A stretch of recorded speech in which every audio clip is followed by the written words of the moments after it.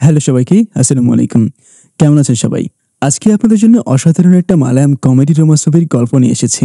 শুধু গল্পের জোরে ৯ কোটি রুপির বাজেটের এই মুভিটা ১৩৬ কোটি ছাড়িয়ে গিয়েছে। এই মুভিটা আপনাকে আপনার শৈশবে ফেরত যেতে বাধ্য করবে। এই গল্পটা আপনার মন ছুঁয়ে যাবে। পুরো ভিডিও জুড়ে গল্পটা আপনাকে একটুও বোর করবে না। তাহলে চলুন গল্পের গভীরে যাই। ক্লাসের ফার্স্ট বয়ের সাথে আপনার কখনো কোনো ঝামেলা হয়েছিল? কখনো কি এরকম মনে হয়েছিল যে তাকে দেখলেই মারতে ইচ্ছা করে? জেইন হচ্ছে এমন একটা ছেলে। কলেজে বাকি সবার সাথে ভালো সম্পর্ক থাকলেও জেইনের সচিনের গ্রুপের সবার সাথে খুনসুটি হয়ে আসছিল গত ৪ বছর ধরেই। সময়টা ২০২২ সালের। কলেজের ফেয়ারওয়েলের দিন জেইন সবার উদ্দেশ্যে স্পিচ দিচ্ছিল। সে বলছে, আমাকে যদি কেউ জিজ্ঞাসা করে যে আমার জীবনের সবচেয়ে ভালো মুহূর্ত কোনটা, আমি বলবো আমার কলেজ লাইফ। আমার ইংরেজি খুব একটা ভালো না, আর আপনারা সবাই জানেন আমি এখানকার স্থানীয়, তাই আমি আপনাদের সাথে আমার স্থানীয় ভাষাতেই কথা বলবো। এখানে উপস্থিত সবাই আমার আপন, কিন্তু আমাদের সহপাঠীদের মধ্যে এমন কেউ আছে যারা এই মুহূর্তে এখানে নেই। তারা আড়ালে মদ পানে ব্যস্ত।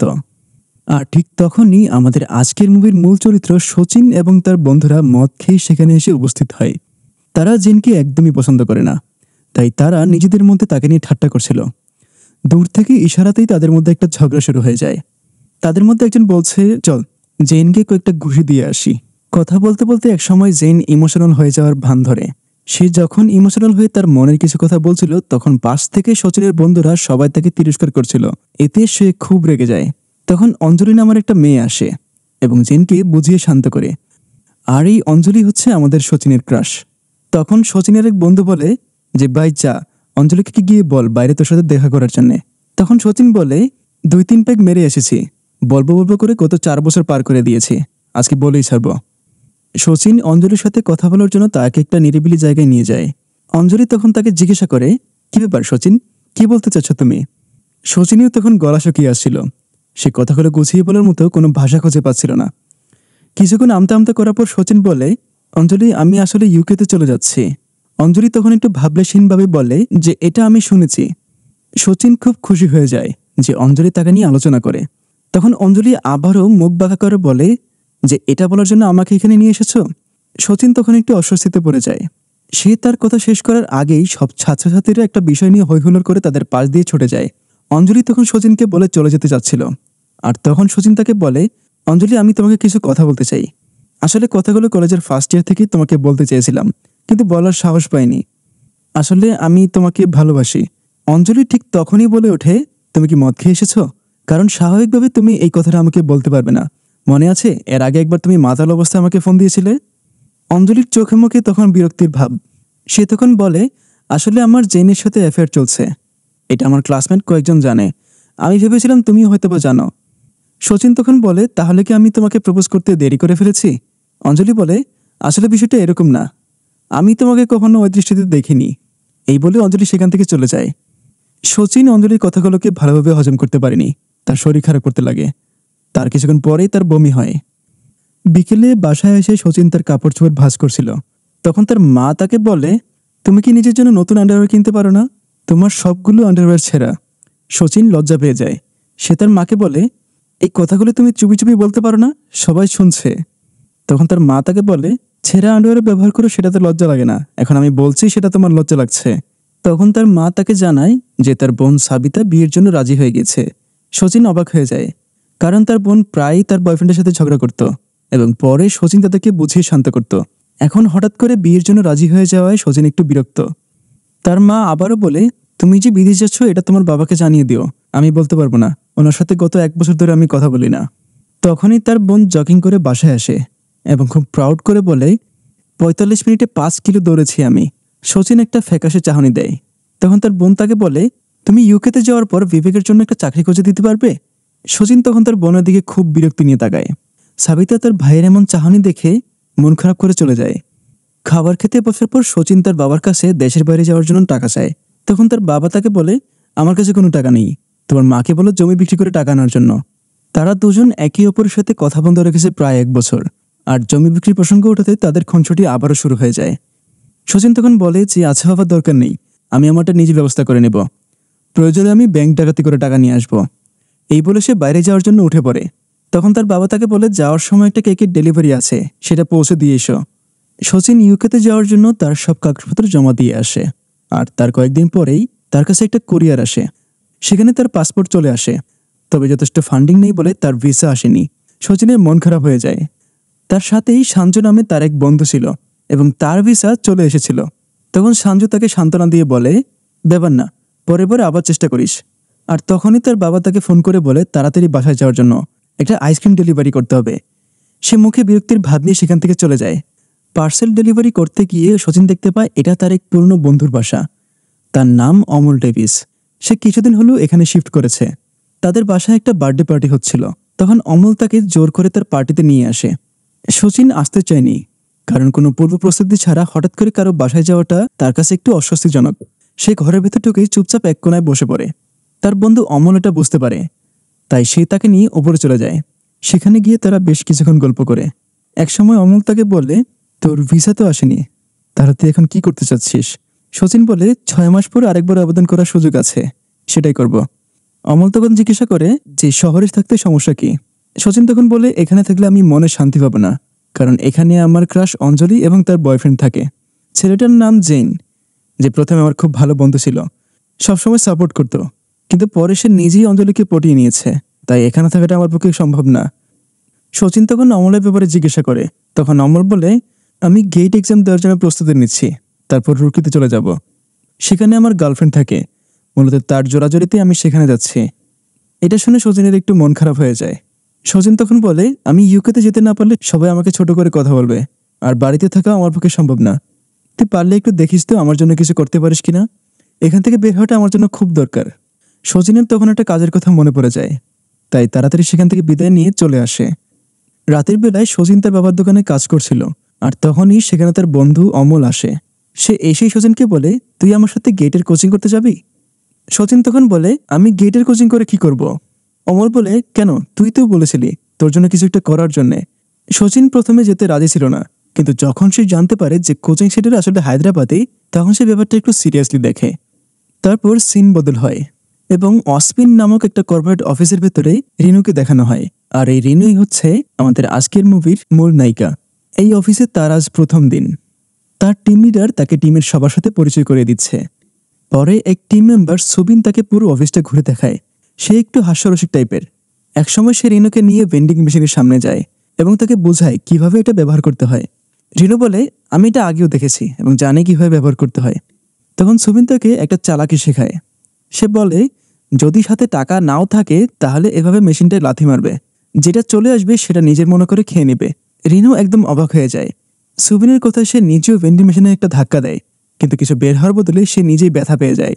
পরে রিনু তার কাজে মনোযোগ দিয়েছে। তখন তার এক কলিগ এসে তাকে বলে যে টিম লিডার তাকে অফিসে ডেকেছে। রিনু একটু ঘাবড়ে যায়। সে ভাবে ভেন্ডিং মেশিনে ধাক্কা দেওয়ার কারণে হয়তো কেউ তার ব্যাপারে কমপ্লেন করেছে। সে ভয়ে ভয়ে অফিস রুমে যায়। তখন সবাই রাগান্বিত চেহারা নিয়ে তার দিকে তাকিয়েছিল, কিন্তু তারপরেই সবাই তাকে তার জন্মদিনের উপলক্ষে একটা সারপ্রাইজ দেয়। পার্টিটা দিচ্ছে তাদের টিম লিডার আদি। সে একজন সিনিয়র ডেভেলপার। অফিসে নতুন কেউ জয়েন করলে তার উদ্দেশ্যে পার্টি আদি নিজেই দিয়ে থাকে। সে পরে রিনুকে আলাদা ডেকে নিয়ে বলে, আমরা শুধু একটা টিম না, আমরা একটা ফ্যামিলি, আর এই ফ্যামিলির সবার খোঁজখবর রাখাটা আমার দায়িত্বের মধ্যে পড়ে। তখন সে রিনুকে তার পরিবারের প্রত্যেকের নাম সহ কোথায় পড়ালেখা করেছে সব বলে দেয়, এমনকি তার বেরোনের নামটা পর্যন্ত বলে দেয়, যেটা তার বান্ধবী কার্তিকেও জানত না। আর তার বান্ধবী কার্তিকেই মূলত তাকে এই কোম্পানিতে রেকমেন্ড করেছিল। ব্যাকগ্রাউন্ডে গান চলাকালীন সময় দ্রুত সিন বদলের মাধ্যমে আমরা দেখতে পাই রিনু তার নতুন রুমে শিফট হয়ে গিয়েছে, আর অন্যদিকে শচীন তার ম্যাচে উঠেছে। দুই চরিত্র দুই প্রান্ত থেকে তাদের স্বাভাবিক জীবনযাপন পার করে যায়। রিনু যেহেতু চাকরি করছে, তার লাইফস্টাইলটা শচীনের থেকে একটু উন্নত। সে রেস্টুরেন্টে যাচ্ছে, কলিগদের সাথে আড্ডা দিচ্ছে, বাসায় ভালো রান্না করে খাচ্ছে এবং তাদেরকে নিয়ে রং তামাশা করে যাচ্ছে। অন্যদিকে শচীন তার বন্ধুকে নিয়ে যে রুমে ওঠে, সেই রুমে শুধুমাত্র একটাই বেড থাকে। তারা সপ্তাহে 3 দিন ভাগ করে বিছানায় থাকে এবং রবিবার দিন লটারি করে বিছানা ভাগাভাগি করে নেয়। একদিন রিনু তার বান্ধবী এবং রুমমেটকে নিয়ে ছাদে গল্প করছিল। সে একসময় ডেটিং অ্যাপের উপর বিরক্ত হয়ে বলে, এই ফালতু অ্যাপটাকে আমি এখনই ডিলিট করে দিব, একটাও ভালো ছেলে খুঁজে পাওয়া যাচ্ছে না। রিনু আসলে সিঙ্গেল ছিল এবং সে একটা বয়ফ্রেন্ডের জন্য খুব মরিয়া হয়ে আছে। তখন তার বান্ধবী কার্তিকা বলে, একটা ছেলের ওপর তোর যত কন্ডিশন, ওইসব কিছু মেলাতে গেলে তুই একটা গাধাও খুঁজে পাবি না। তখন সে মজা করে রিনুর বয়ফ্রেন্ডের খুঁজে দেওয়ার দায়িত্বটা নিহারিকাকে দেয়। নিহারিকা তখন মাতাল অবস্থায় বলে, আমি এই বিয়ার ক্যানটা ঝরে মারবো, আর এটা যার মাথায় পড়বে তাকেই রিনুর বিয়ে করতে হবে। এটা বলে সে ক্যানটা ছুঁড়ে মারে। ক্যানটা নিচে পড়তেই একটা বয়স্ক লোক চেঁচিয়ে ওঠে, আর তখন তারা দৌড়ে বাসায় চলে আসে। অন্যদিকে অমল রাতের বেলায় তার গার্লফ্রেন্ডের সাথে রোমান্টিক কথাবার্তা বলছিল, কিন্তু কথাবার্তা এক পর্যায়ে খুব ব্যক্তিগত হয়ে যাওয়াতে শচীন রুম থেকে উঠে চলে যায়। রাতে তার ভালো ঘুম হয়নি, তাই সকালবেলা সে ক্লাসে ঘুমিয়ে পড়ে। ক্লাস টিচার তখন শচীনকে দাঁড় করায়। উনি বলে, তোমার এত বড় সাহস, তুমি আমার ক্লাসে ঘুমাচ্ছ? রাতে কি চুরি করেছিলে? শচীন তখন বলে যে স্যার, রাতে ভালো ঘুম হয়নি কারণ বিছানা অমলের কাছে ছিল। টিচার কিছু বুঝতে না পেরে ভেবাচাকা খেয়ে যায়। তখন সে বলে, তোমার নাক ডাকার জন্য আমি ঠিকমতো ক্লাস করাতে পারছি না, তুমি নাক ডাকা ছেড়ে ঘুমাতে পারবে? শচীন তখন বলে, হ্যাঁ পারবো। টিচার তখন বলে, তাহলে ঘুমিয়ে পড়ো। আর ক্লাসের সবার উদ্দেশ্যে বলে, শচীনকে ছাড়া ক্লাসে আর কেউ ঘুমাতে পারবে না। লাঞ্চ ব্রেকে শচীন আর অমল নাস্তা করছিল, তখন সেখানে তার টিচার জয়েন করে। শচীন তখন তার টিচারকে বলে যে স্যার, আপনি এটা একদমই ঠিক করেননি। আপনি বাইরে আমার বন্ধুর মতো আচরণ করেন, কিন্তু ক্লাসে আমাকে পানিশমেন্ট ঠিকই দেন। টিচার তখন বলে, আরে বোকা, আমি তো তোমার বন্ধুর মতোই, কিন্তু ক্লাসে তো আমাকে একজন টিচারের মতোই আচরণ করতে হবে, তাই না? এগুলো গায়ে মাখবে না। আর শোনো, আমার বিয়েতে তোমরা আসছো তো? তখন শচীন আর অমর বলে, হ্যাঁ স্যার, অবশ্যই আসবো। অন্যদিকে রিনু তার কলিগদেরকে নিয়ে আড্ডা দিচ্ছিল, তখন তার একটা গেম খেলে। গেমটা হচ্ছে কিল, ম্যারি অ্যান্ড মেক ব্রাদার। মানে হচ্ছে মেয়েদেরকে জিজ্ঞাসা করা হবে যে ছেলেদের মধ্যে থেকে কাকে বিয়ে করবে, কাকে মারবে আর কাকে ভাই বানাবে। খেলার এক পর্যায়ে রিনুকে জিজ্ঞাসা করা হয়, আচ্ছা তোমাকে যদি বলি তুমি আমাদের ছেলেদের মধ্যে কাকে মারবে, কাকে ভাই বানাবে আর কাকে বিয়ে করবে? তখন সে বলে, আমি সুবিনকে মেরে ফেলবো, শ্রেণীকে ভাই বানাবো আর কাউকে বিয়ে করব না। কিন্তু সবাই জোরাজোরি করে যে যে কোনো একটা উত্তর দিতেই হবে। তখন রিনু বলে, আচ্ছা তাহলে আমি আদিকে বিয়ে করব। আর তখনই তাদের টিম লিডার আদি সেখানে এসে উপস্থিত হয়। তখন সুবিন আদিকে বলে দেয় যে রিনু তোমাকে বিয়ে করতে চায়। রিনু একটু অস্বস্তিতে পড়ে যায়। সে তখন বলে, আমরা তো গেম খেলছিলাম। কিন্তু আদি তাদের তামাশায় অংশগ্রহণ করে না। সে বলে, ছেলে মানুষই বাদ দিয়ে কাজে ফোকাস করো। কিছুক্ষণ পরেই আদি ওয়াশরুমে যায়। সেখানে যাওয়ার পর আদি রিনুর কথাটা মনে করে, আর তখনই সে খুশিতে আত্মহারা হয়ে যায়। আর এর মানে বোঝা যায় আদি রিনুকে মনে মনে পছন্দ করে। তারপর তারা একটা আলোচনায় বসে। তাদের একজন কলিগ শ্রীবাণী, তার বিয়ে, এবং তারা সেখানে একটা নাচ দিয়ে বিয়েটাকে উদযাপন করতে চায়। আর সেটা নিয়ে তারা প্ল্যান শুরু করে। তারা যথারীতি বিয়েতে অংশগ্রহণ করে। কিছুক্ষণ পরেই সেখানে একটা গাড়ি হৈহুল্লোড় মাতিয়ে তাদের বাড়ির সামনে এসে পৌঁছায়। আর গাড়িতে আর কেউ না, আমাদের আজকের হিরো শচীন এবং তার বন্ধু অমল। গাড়ি চালাচ্ছিল শচীন। সে ততটা এক্সপার্ট না। কোনো রকমে বাড়ির উঠানের সাথে সে গাড়িটা থামায়, কিন্তু অ্যাক্সিডেন্টলি তাদের ওখানে থাকা প্রাচীন একটা মূর্তিতে ধাক্কা লাগে এবং মূর্তিটা ভেঙে আদির ওপর পড়ে। তারা দুজন ভয়ে একাকার হয়ে যায়। আদি তখন রেগেমেগে তাদের দিকে তেড়ে আসে। তখন আদি তাদেরকে ইচ্ছা মতো বকাচকা করে, তাদেরকে পুলিশে দেওয়ার ভয় দেখায়। তখন সেই বাড়ির একজন বৃদ্ধ আদিকে বলে যে ওরা বরের বন্ধু, ওদের কিছু বলো না। তখন সেখানে রিনু আসে এবং পরিস্থিতি দেখে আদিকে শান্ত করে। রিনু তখন শচীনকে বলে, তুমি কি চোখে কম দেখো? দেখে গাড়ি চালাতে পারো না? শচীনও নিঃস্ব একটা ভাব নিয়ে বলে, আসলে আমি চোখে একটু কমই দেখি। এটা শুনে আদি আবারও রেগে ওঠে, কিন্তু রিনু তখন পরিস্থিতি শান্ত করে নেয়। আদি চলে যাওয়ার পর অমল রেগে ওঠে। সে বলে ওর ভাগ্য ভালো চলে গিয়েছে, তা না হলে তাকে আমি দেখে নিতাম। শচীন তখন অমলকে বলে, কি করতি, ওর পায়ে পড়তি? অমলও তখন চুপসে গিয়ে বলে, হ্যাঁ। রিনুকে প্রথম থেকেই শচীন তার প্রেমে পড়ে যায়, আর এরপর থেকেই সে বারবার রিনুকে দেখছে। অমল এটা খেয়াল করে। সে শচীনকে খোঁচা মেরে বলে, এখানে এসে ভালোই হয়েছে। শচীন তার খোঁচাটা না বুঝে বলল, ভালো কোত্থেকে হলো, আমরা এখানে এসে একটা ঝামেলা পাকিয়ে দিলাম, তাদের একটা মূর্তি ভেঙে দিয়েছি। অমল বলে, তুই কি ভাবিস আমি কিছু বুঝি না? তুই সেই তখন থেকে ওই মেয়েটাকে খেয়াল করছিস। শচীন তখন বলে, ভাই কি করব বল, তাকে প্রথম দেখাতেই ভালোবেসে ফেলেছি। অমল তখন বলে, তাহলে দেরি করিস না, মনের কথাটা জলদি বলে দে, যদি ও সিঙ্গেল থাকে তো। শচীন তখন বলে, ও সিঙ্গেলই আছে। অমল বলে, তুই এটা কি করে জানিস? শচীন তখন বলে, আমি তার চোখ দেখে সেটা বুঝতে পেরেছি। কিন্তু অমল এটা সিরিয়াসলি নেয়। সে বলে, আচ্ছা তুই কিভাবে এটা করিস? কই আমি তো বুঝতে পারি না, আমাকেও শেখা এটা। শচীন তখন অমলকে ধমক দিয়ে বলে, এটা সবার দ্বারা সম্ভব না, এখন যা, আমাকে বিরক্ত করিস না। শচীন এরপর থেকেই রিনুকে তার মনের কথা বলার সুযোগ খুঁজতে থাকে, কিন্তু সে একটু ভীতু প্রকৃতির, তাই অমল তার মনে সাহস যোগায়।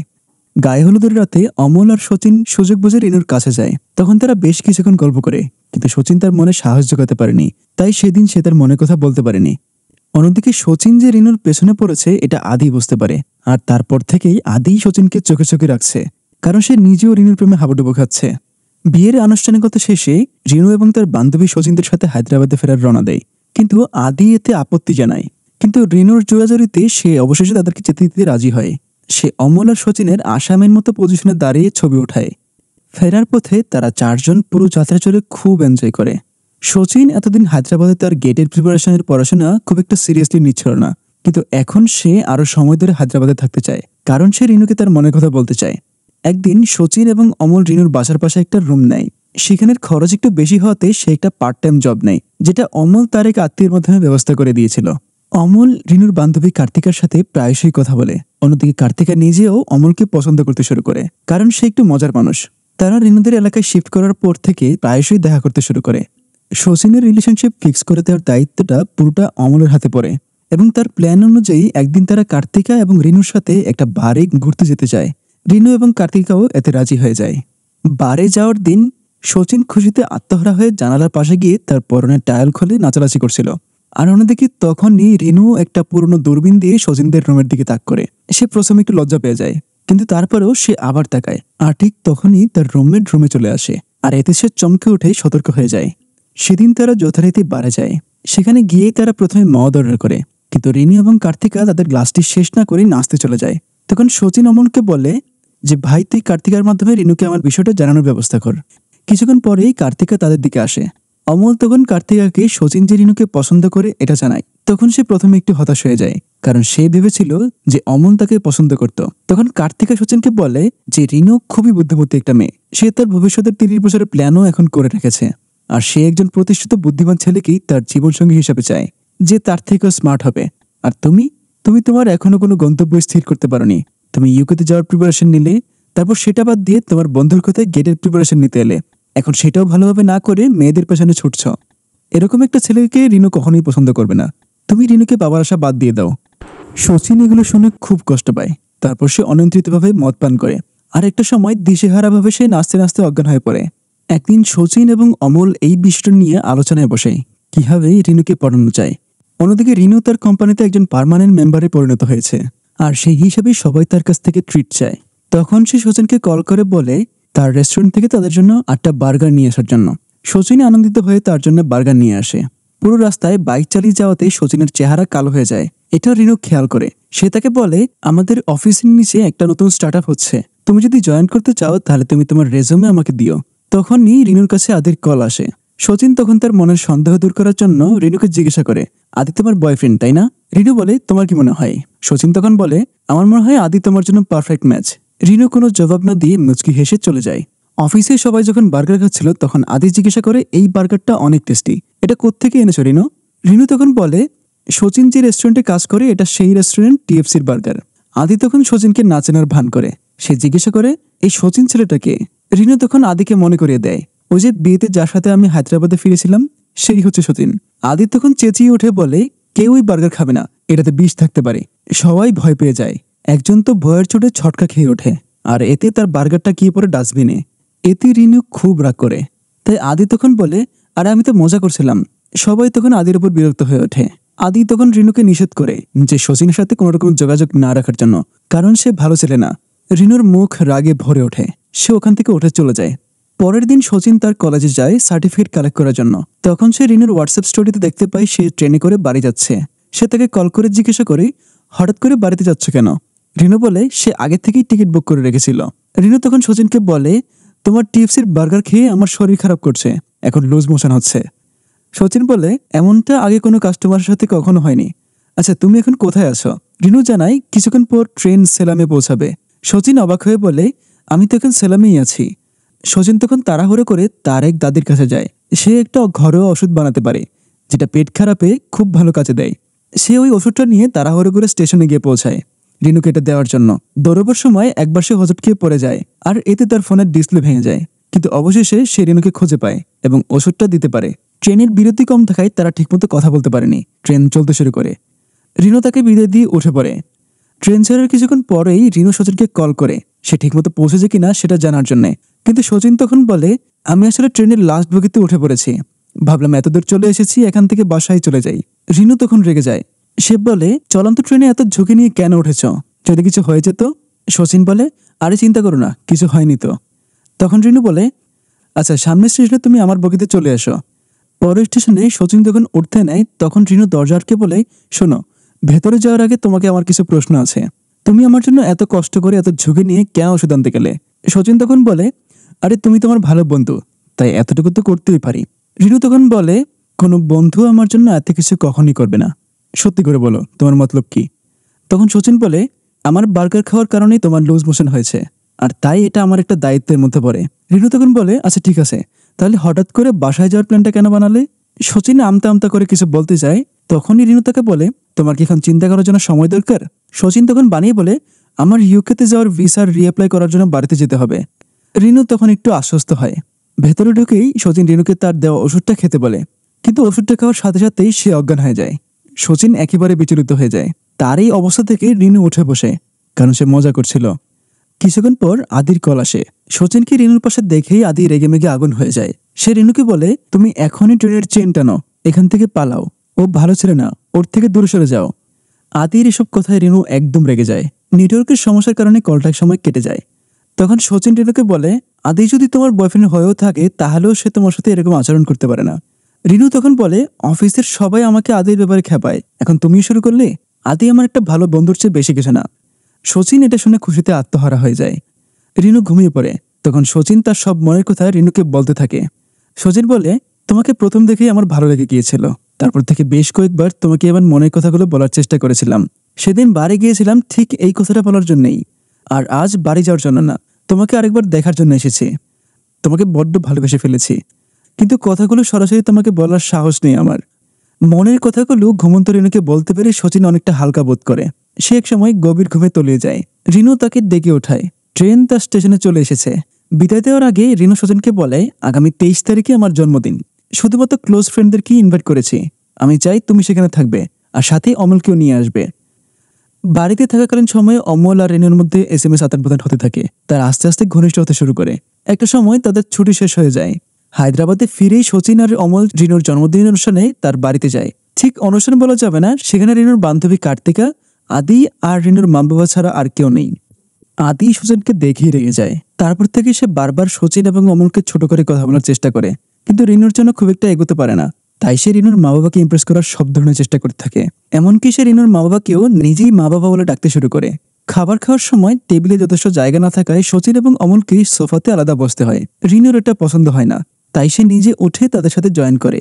খাবারের মাঝখানে আদি বলে যে অফিস থেকে তাদের সব কলিগরা মিলে একটা ট্যুরের আয়োজন করেছে, আর তখন সে রিনুর মা বাবাকেও নিমন্ত্রণ করে। অন্যদিকে রিনু, অমল এবং সুজনকেও সাথে আসতে বলে। আদির এতে অসম্মতি থাকলেও তারা ঠিকই ওই ট্যুরে রিনুদের সাথে বেড়াতে যায়। তাদের এই ট্যুরে আসাটা আদির একদমই পছন্দ হয়নি, কিন্তু অন্যদিকে শচীন এবং অমল সবার মন জয় করে নেয়। তারা পুরো যাত্রা জুড়ে হাসি ঠাট্টা মজা করে যায়, আর আদি প্রায় সবসময় শচীন এবং অমলকে ছোট করে কথা বলার চেষ্টা করে। রিনুর এটা এক সময় খুবই বিরক্ত লাগতে থাকে, তাই সে একটা সময় আদির কথা শোনাই বন্ধ করে দেয়। সারাদিন জুড়ে মজা করে তারা অবশ্যই বাড়ি ফিরে আসে। তারপর থেকে শচীন এবং রিনু প্রায় দেখা করতে শুরু করে। তারা বেড়াতে যায়, একসাথে হাসি ঠাট্টা করে দিন পার করে। একদিন রিনু শচীন আর অমলকে চা খাওয়ানোর জন্য তাদের বাসায় ইনভাইট করে। রিনু তখন শচীনকে বলে, তুমি যে রেজুমেটা আমাকে দিয়েছিলে সেটা খুবই খারাপ হয়েছে। তুমি ঠিকমতো একটা রেজুমে বানাতে পারো না? কাল তুমি আমার সাথে বাইরে যাবে, আমি তোমাকে একটা সুন্দর করে রেজুমে বানিয়ে দেব। শচীনের সাথে রিনুর এত ঘনিষ্ঠতা দেখে অমল অবাক হয়ে যায়। সে শচীনকে বলে, ভাই, রিনু তো তোর প্রেমে হাবুডুবু খাচ্ছে, এখন সুযোগ বুঝে তোর মনের কথাটা একসময় বলে দে। অমলের কাছ থেকে এই কথা শুনে শচীন খুশিতে আত্মহারা হয়ে ওঠে, আর সেও ঠিক করে এবার সে রিনুকে তার মনের কথাটা বলে দেবে। পরদিন রিনু শচীনকে একটা ক্যাফেতে নিয়ে যায়। সেখানে রেজুমে বানানোর সময় রিনু জানতে পারে শচীন তার থেকে 6 মাসের ছোট। তখন সে শচীনকে বলে, তুমি তো আমার থেকে ছোট। শচীন তখন বলে, তাতে কি হয়েছে? এরপর ম্যারিটাল স্ট্যাটাস দেওয়ার সময় রিনু মজা করে বলে, তুমি কি বিবাহিত নাকি অবিবাহিত? শচীন তখন বলে, আমাকে দেখে কি তোমার বিবাহিত মনে হয়? রিনু আবারও মজা করে বলে, তাহলে কি তোমার ম্যারিটাল স্ট্যাটাস চেঞ্জ করার কোনো প্ল্যান নেই? শচীন একটু লজ্জা পেয়ে বলে, হ্যাঁ, আমার তো ইচ্ছা করে যে আমি বিয়ে করি। রিনু তখন বলে, তাহলে কে তোমাকে আটকে রেখেছে? করে ফেলো। শচীন বলে, করেই ফেলবো, শুধু মেয়েটার কাছ থেকে একটা কনফার্মেশন প্রয়োজন। রিনু বলে, কোন মেয়ের কাছে? শচীন তখন বলে, সে এখন আমার সামনেই বসে আছে, আমার জন্য সিভি বানাচ্ছে। এটা শুনে রিনু একদম চমকে যায়। রিনু তখন বলে, আচ্ছা মজা করো না। কিন্তু শচীন বলে, আমি মজা করছি না। তখন রিনু বলে, এটা আমার জীবনে পাওয়া সবচেয়ে বাজে প্রপোজাল ছিল, এরকম মজা আর কখনো করো না। শচীন বলে, আমি মজা করছি না। তখন রিনু বলে, তুমি শুধুমাত্র আমার একটা ভালো বন্ধু। শচীন তখন রিনুকে বলে, তাহলে আমার সাথে কাটানো এত ভালো মুহূর্তগুলো, আমাকে খেয়াল রাখা, এমনকি তুমি আমাকে একটা ফোনও কিনে দিয়েছো, এগুলো কি তুমি এমনি এমনি করেছো? রিনু শচীনকে বলে, তুমি আমার বেস্ট ফ্রেন্ড, তাই আমি তোমার খেয়াল রাখতেই পারি। শচীন তখন তার কাছ থেকে উঠে চলে আসে, আর যাওয়ার সময় বলে, তুমি আমাকে রিজেক্ট করতে চাইলে এটাও বলতে পারতে যে আমি তোমার থেকে ভালো মেয়ে পাবো। রিনু সঙ্গে সঙ্গে বলে ওঠে, আমি সব থেকে বেস্ট, আর আমার মনে হয় না তুমি আমার থেকে ভালো মেয়ে পাবে। সচিন তখন আরো রেগে যায়, সে তখন সেখান থেকে চলে যায়। এই ঘটনার পর থেকে রিনুর কোনো কিছু ভালো লাগে না, সে তার রুমমেটদের সাথে বাজে আচরণ করে, এমনকি আদির সাথেও তার ঝামেলা হয়। অন্যদিকে সচিনকে দেখানো হয় সে তার রেস্টুরেন্টে বেস্ট এমপ্লয়ি হয়েছে। আর তখনই রিনু সেখানে আসে, কারণ সচিন ওর ইন্টারভিউ দিতে চায়নি আর সে তার ফোনও ধরছে না। সচিন তখন রিনুকে বলে, আমি তোমার দয়ার চাকরি চাই না। রিনু প্রচন্ড রেগে যায়, কিন্তু সচিন তার সাথে কথা বলতে চায় না। তাই রিনু সচিনের কাজ শেষ হওয়া পর্যন্ত বাইরে দাঁড়িয়ে থাকে। সচিন তার কাজ শেষ করে বাইরে আসে। রিনু তখন সচিনকে বলে, তোমার প্রপোজের রেসপন্সে আমার এই কথাগুলো আমার জন্য একদমই স্বাভাবিক ছিল, কিন্তু আমি চাই না এগুলোর কারণে আমাদের বন্ধুত্বের মধ্যে কোনো ঝামেলা হোক। আজকের পর থেকে আমরা খুব প্রয়োজনীয় কাজ ছাড়া কখনো দেখা করব না, ঠিক আছে? সচিন তখন তাকে বলে, রিনু, আমি তোমাকে ভালোবাসি। রিনু তখন সচিনকে বলে, আমার তোমার সাথে থাকতে ভালো লাগে, তোমার সাথে সময় কাটাতে ভালো লাগে, কিন্তু এটা ঠিক যে আমার সবসময় তোমাকে খেয়াল রাখতে হয়, আর এটা আমি আমার সারা জীবন করতে পারবো না। সচিন তখন বলে, তুমি ভয় পাচ্ছ আমার সাথে সময় কাটালে তুমি আমার প্রেমে পড়ে যাবে। রিনু এবার রাগ করে বলে, তুমি এমন কেন করছো? এর আগেও তো তুমি রিজেকশন পেয়েছো, এটাকে স্বাভাবিকভাবে কেন নিতে পারছো না? এই কথাটা শুনে সচিন একদমই ভেঙে পড়ে, সে চুপচাপ তার সিমটা বের করে নেয়। তখন রিনুর দেওয়া ফোনটা সে তাকে ফেরত দেয়। সচিন তখন তাকে ফেলে রেখে চলে যায়। রিনু বারবার তাকে ডাকলেও সে পেছনে তাকায় না। রুমে এসে সচিন অমলকে তার রিজেকশনের কথা জানায়। সে অস্বাভাবিক আচরণ করতে শুরু করে, বলে, অমল, তুই চিন্তা করিস না, আমি একদম ঠিক আছি, চল কাল থেকে আমরা জগিং শুরু করি। খুব আবল তাবল বলার পরেই সে কান্নায় ভেঙে পড়ে। তখন সে অমলকে বলে, অমল, তুই একদম বেস্ট। ভালোবাসার মানুষের মুখে এমন কথাগুলো শুনে সচিন ভীষণ কষ্ট পেয়েছে, আর তার এই অবস্থা দেখে অমলেরও মন খারাপ হয়ে যায়। পরের দিন সকালে রিনু সচিনকে তার ফোনটা দেওয়ার জন্য তার রুমে আসে। তখন অমল তাকে জানায় সচিন ভোরেই চেন্নাই চলে গিয়েছে। অমল তখন রেগে গিয়ে রিনুকে বলে, এটাই সচিনের প্রথম রিজেকশন না, তুমি এই কথাটা তাকে কিভাবে বলতে পারলে? তোমার মনে কি বিন্দুমাত্র মায়া নেই? তুমি অন্য কিছু বলেও তাকে বোঝাতে পারতে যে তুমি তাকে ভালোবাসো না। রিনু প্রচন্ড কষ্ট পায়। সচিন চলে যাওয়ার পর সে বুঝতে পেরেছে সে সচিনকে কতটা মিস করে। সে অনেকবার সচিনকে কল করার চেষ্টা করেছে, তবে সে তার কোনো জবাব দেয় না। অন্যদিকে সচিন চেন্নাইতে কোনোভাবে তার দিন কাটাচ্ছে। সে অপেক্ষায় আছে কবে তার ইউকেতে যাওয়ার ভিসা আসবে। হঠাৎ একদিন সচিনের কাছে কার্তিকের কল আসে। কার্তিকের বিয়ে, তাই সে সচিনকে দাওয়াত করে। কার্তিকের বিয়ের দিনেও রিনু সচিনের কথা ভেবে মন খারাপ করে, কিন্তু অবশেষে অমল আর সচিন কার্তিকের বিয়েতে এসে উপস্থিত হয়। কিন্তু তারা এসে রিনুর সাথে কোনো কথা বলে না, সোজা গিয়ে ড্রিঙ্ক করতে থাকে। রিনু তখন সচিনের কাছে যায়, গিয়ে জিজ্ঞাসা করে, তুমি কি চেন্নাই থেকে এসেছো? সচিন বলে, না, আমি বাড়ি থেকে এসেছি, আমার ইউকেতে যাওয়ার ভিসা এসে গেছে, আগামীকাল 11:30টায় আমার ফ্লাইট। রিনু তখন সচিনকে বলে, আমি তোমাকে অনেকগুলো কল দিয়েছি, SMS করেছি, তুমি কোনো রিপ্লাই দাওনি। সচিন তখন দীর্ঘশ্বাস ছেড়ে বলে, আমি ক্লান্ত হয়ে গেছি রিনু, তোমাকে দেওয়া SMS কখন ডাবল টিক হলো, ডাবল টিক থেকে ব্লু টিক হলো, এগুলো চেক করতে করতে দিন পার করা, এখন এগুলো আমার দ্বারা আর সম্ভব না। তখনই আদি সেখানে আসে। এসেই সে সচিনকে বলে, তোমার সাথে একটু কথা আছে। সচিন বলে, আমরা খুবই ক্লান্ত, তোমার সাথে পরে কথা বলবো। কিন্তু আদি জোর করে তাদেরকে একটা টেবিলে নিয়ে বসায়।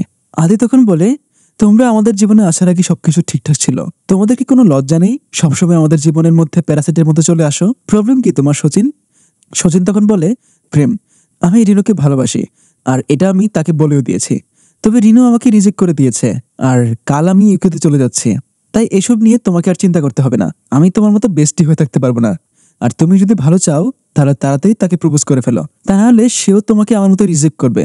তখনই রিনু সেখানে আসে, আর আদি খুব কনফিডেন্সের সাথে জিজ্ঞাসা করে, রিনু, তুমি তোমার মনে কথাটা এবার আমাকে বলেই দাও, তুমি কি আমাকে ভালোবাসো? রিনু সাথে সাথে না করে দেয়। সচিন আর অমল তো তখন অট্টহাসিতে ভেঙে পড়ে, কিন্তু আদি একদমই অবাক হয়ে যায়। সে রিনুকে বলে, তুমি মনে হয় আমার কথাটা বুঝতে পারোনি। রিনু তখন বলে, আমি খুব ভালোভাবে বুঝতে পেরেছি, আর আমি তোমাকে ভালোবাসি না। এবার আদির আত্মসম্মানে লেগে যায়, আর সচিনদের তামাশা আদির সাথে একটা ঝগড়া বাতিয়ে দেয়। তবে সবাই কোনো রকমে বুঝিয়ে তাদেরকে শান্ত করে। অনুষ্ঠান শেষে সচিন আর অমল ছাদে শুয়ে পড়ে। কার্তিকা এবং রিনু তাদেরকে অনেক ডাকাডাকি করে নিচে যাওয়ার জন্য, কিন্তু তারা মাতাল অবস্থায় সেখানে পড়ে থাকে। সকাল হতেই থমাস গাড়ি নিয়ে আসে তাদেরকে এয়ারপোর্ট পৌঁছে দিবে। সচিন তখন বারবার পেছনে ফিরে দেখছিল যে রিনু এসেছে কিনা। রিনুকে দেখতে না পেয়ে তারা চলতে শুরু করে। ঠিক তখনই রিনু সেখানে এসে উপস্থিত হয়, আর সেও সচিনকে এয়ারপোর্ট পর্যন্ত বিদায় দিতে চায়। সচিনের এটা প্রথম ফ্লাইট, তাই সে একটু ভয় পাচ্ছিল। তখন রিনু তাকে প্লেনের অ্যাক্সিডেন্টের স্ট্যাটিস্টিক বলতে যায়। তখন সচিন তাকে থামিয়ে দেয়। সে বলে, অনেক হয়েছে তোমার স্ট্যাটিস্টিক্স। এবার রিনু রেগে যায়, কারণ বেশ অনেকদিন যাবৎ সচিন রিনুকে ইগনোর করে আসছিল। সে বলে, অনেকক্ষণ যাবৎ তুমি আমার সাথে এমন ভাব দেখাচ্ছ, কি সমস্যা তোমার? সচিন একটু ভয় পেয়ে যায়। সে বলে, আমার আর কি হবে, আমি বাড়ি যেতে পারছি না, হায়দ্রাবাদও থাকতে পারছি না, আর এখন ইউকেতে যাচ্ছি মানুষের গোলামি করার জন্য, আমি কি এখন খুশিতে নাচবো? রিনু বলে, তাহলে যেও না। সচিন বলে, এখানে থাকলে কি তুমি আমার খেয়াল রাখবে? রিনু বলে, হ্যাঁ, তোমার খেয়াল রাখতে আমার ভালো লাগে। তুমি যখন চেন্নাইতে ছিলে তখন বুঝেছি তোমাকে কতটা মিস করি আমি আর চাই না তোমাকে এভাবে মিস করতে। তাদের কথাবার্তার মাঝখানে অমল তাদেরকে বলে একটা গাড়ি অনেকক্ষণ যাবত আমাদেরকে ফলো করছে। তখন রিনু তাকিয়ে বলে এটা তো আদির গাড়ি, আদি তার লোকজন নিয়ে এসেছে সচিনদের মারতে। অমল প্রচন্ড ভয়ে তার গাড়ির স্পিড বাড়িয়ে দেয়। কিছুক্ষণ ছোটাছুটির পর আদিদের গাড়ি তাদেরকে প্রায় ধরে ফেলেছে। আর তখনই রিনু সজনকে তার মনের কথা বলে দেয়। সজন, আমি জানি তুমি সেরকম মানুষ না যেমনটা আমি আমার লাইফ পার্টনারকে কল্পনা করেছি, কিন্তু তারপরেও আমি তোমাকে ভালোবেসে ফেলেছি। তখন রিনু বলে সচিন, আই লাভ ইউ। সচিনের পৃথিবী তখন খুশিতে স্লো মোশন হয়ে যায়। আদির গাড়ি তাদের সামনে এসে দাঁড়ায়। থমাস তখন সাথে সাথে দৌড়ে পালায়। আদি এবং তার দুর্বল লাঠি হাতেই সচিন আর অমলকে মারতে আসে। রিনু তখন আদিকে শান্ত হতে বলে, কিন্তু আদি তার ধৈর্যের শেষ পর্যায়ে চলে গিয়েছে। তখন সে সচিনকে একটা জোরে খুশি দেয়। রিনু ঠিক তখনই আদির চোখে পেপার স্প্রে মেরে দেয়, যেটা আদি নিজেই রিনুকে দিয়েছিল।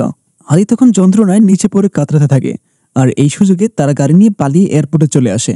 এয়ারপোর্টে নেমে সচিন তখন রিনুকে বলে, হট্টগোলের মধ্যে আমি তোমার কথাটা ভালো মতো শুনতে পাইনি, তুমি কি আরেকবার বলবে সেই কথাটা? রিনু তখন তাকে জড়িয়ে ধরে। সচিন তখন বলে, আমার এখনো কেন যেন বিশ্বাস হচ্ছে না, আজ থেকে আমি সিঙ্গেল না, তাই না? রিনু বলে, না, আর শুধু তাই না, আজ থেকে আমরা লং ডিস্টেন্স রিলেশনশিপে আছি। ফ্লাইটের সময় চলে আসায় অমল সচিনকে বলে, ভাই অনেক হয়েছে, এবার চল। সচিন অমলকে চোখ রাঙিয়ে বলে, অনেক হয়েছে মানে? অমল মুচকি হাসে। সচিন তখন রিনুকে আবারও জড়িয়ে ধরে। রিনু তখন আলতো করে সচিনের কপালে একটা চুমু দেয়। বলা যায় এটা সচিনের জীবনের সবচেয়ে আনন্দের মুহূর্ত ছিল, আর এটা তার চোখে মুখে ভেসে ওঠে। ফ্লাইটে ওঠার পর রিনুর সাথে সচিনের SMS এর মাধ্যমেই মুভিটা শেষ হয়। গল্পের শেষে আমাদেরকে দেখানো হয় সেদিন রাতের নিহারিকা যে বিয়ারের ক্যানটা নিচে ফেলেছিল সেটা সচিনের ওপরে গিয়ে পড়েছিল, তবে চিৎকার করেছিল তার সামনে থেকে একটা বয়স্ক লোক। ওই যে একটা কথা আছে না, কপালের লিখন না যায় খণ্ডন। গল্পটা আমার কাছে দারুণ লেগেছে। আপনাদের কাছে কেমন লাগলো সেটা কমেন্ট করে আমাদের জানান। আর এরকম আরো রোমাঞ্চকর মুভির গল্প শুনতে চ্যানেলটি সাবস্ক্রাইব করে আমাদের সাথে থাকুন। তাহলে দেখা হবে পরের কোনো একটা ভিডিওতে। টাটা।